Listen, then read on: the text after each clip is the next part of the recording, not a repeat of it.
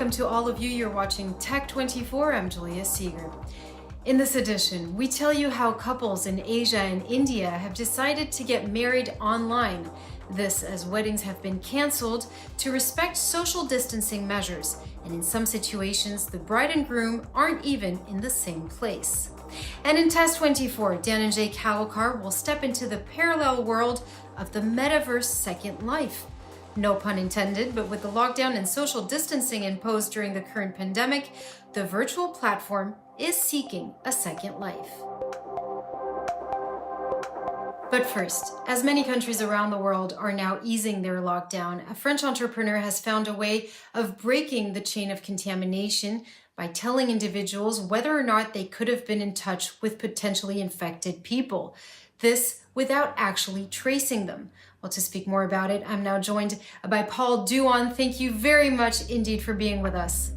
So Paul, tell us, how exactly did you come up with this idea and how does it actually work? So the website breakchain.org, so briserlachaine.org in French, is a simple website aimed at solving a very simple question. How do we help break the chains of transmission by helping people who are sick or have symptoms of COVID-19 identify who they may have met and contaminated even before they had symptoms, and then easily notify them so that they can take appropriate actions and protect themselves and their families. The way we came up with it, with our NGO-based impact, is quite simple. We saw around us people who were sick, but for one reason or another did not notify their closed ones. And that sometimes led to dramatic effects because you had people who were infected without knowing them, who reinfected people in turn, and that contributed to spreading the infection. Here with Break the Chain, what we wanted to do is help create a tool that really makes it easy for people to know who they may have contaminated and really notify them without any shame, without any friction. So Paul, are there any privacy concerns we should have about these tracing apps, and what is being done exactly to secure this very sensitive medical data of people? So the way we positioned the website is really to make it an act of citizenship, a civic gesture, right? So what we want to ask you to do is to use your memory to remember who you met. And to do this, everything happens on the device. So if you use your laptop, if you use your website, if you use your phone to access the website, you don't even have to install an app. So everything happens in the browser. You will fill some questions, and sometimes we'll ask you questions to help your memory, but nothing leaves the website.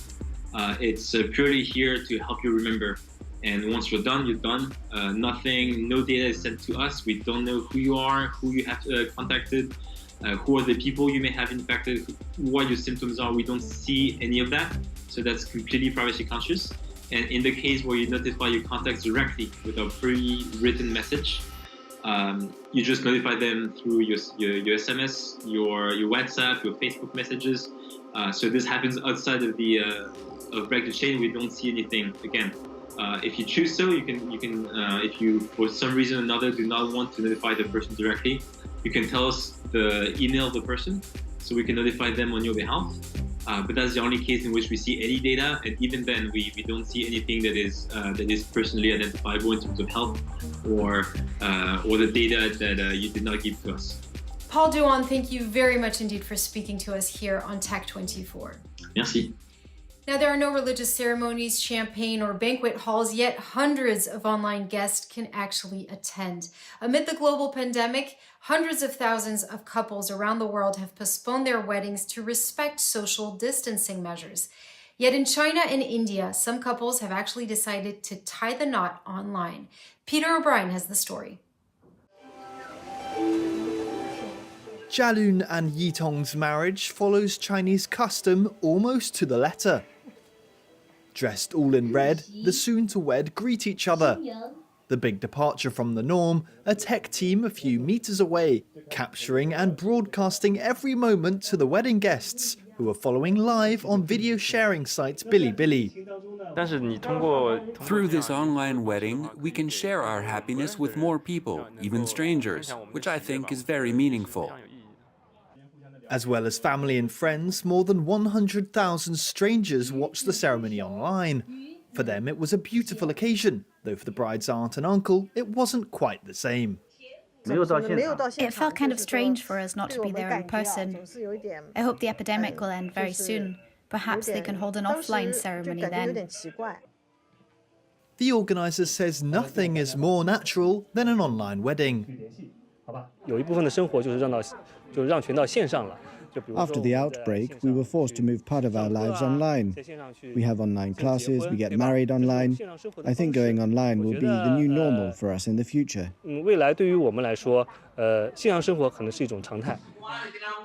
In India too, lavish celebrations are being replaced by online solutions. Sushen and Kirti's first dance took place on opposite sides of a video link. A Hindu priest has just married them, despite them being more than 1,500 kilometers away from each other. 16,000 people went to the party via Facebook and Zoom. We feel like celebrities, everybody approaching us, and we never imagined that our wedding would end up being so grand, even when it's done online. It was much more fun and much less stressful. Their online wedding was organised by the same website which arranged their first date. It's a promising new market in a country which celebrates 10 million marriages a year.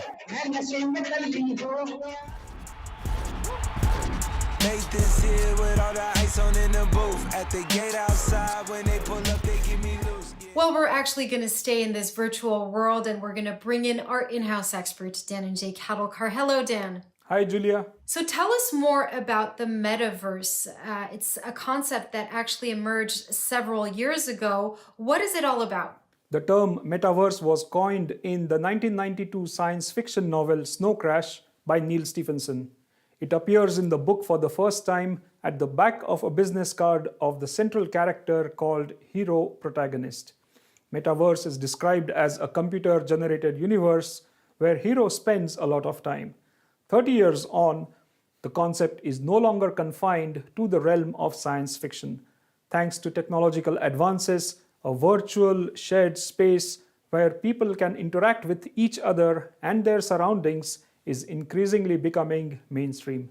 For example, the company Allspace VR has developed a platform that allows users to communicate with each other in virtual reality through their digital avatars.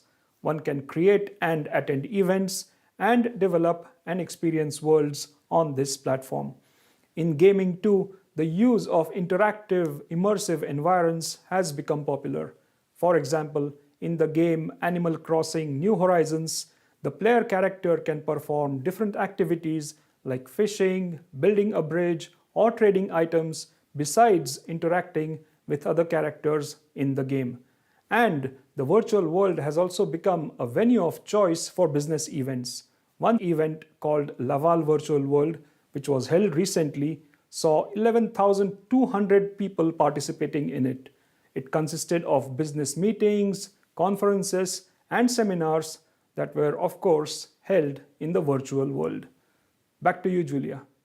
Well, thank you very much, Dan and Jay Kattolkar. You're actually going to stay with us for Test 24, and you're going to take us inside a metaverse that's called Second Life. It's one of the first metaverse that was ever created in 2003.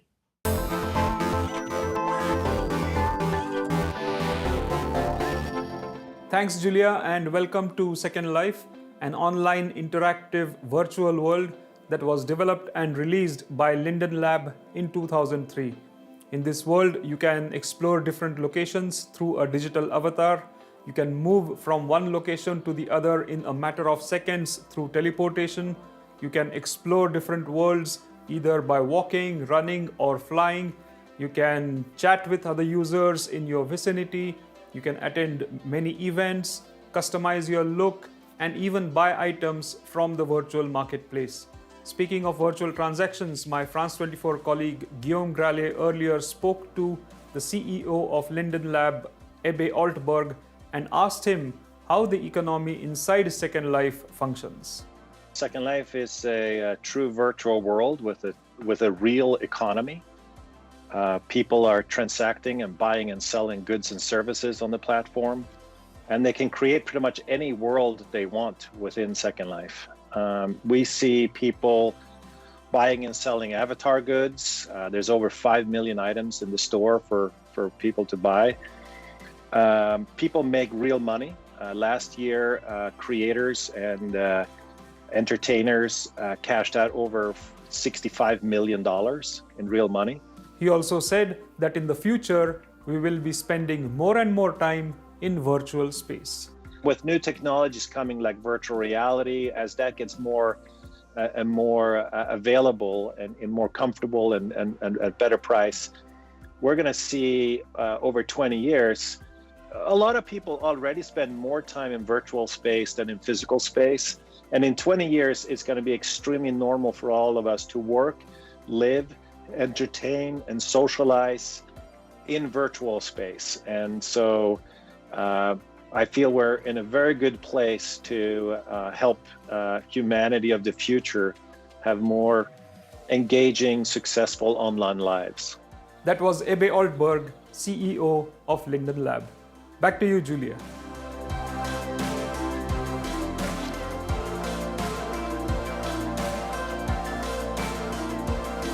Well, thank you very much, Dan and Jay Cattlecar. That actually brings us to the end of this week's edition of Tech 24. We hope you enjoyed it. And we're going to leave you inside the metaverse Second Life with these pictures. See you soon.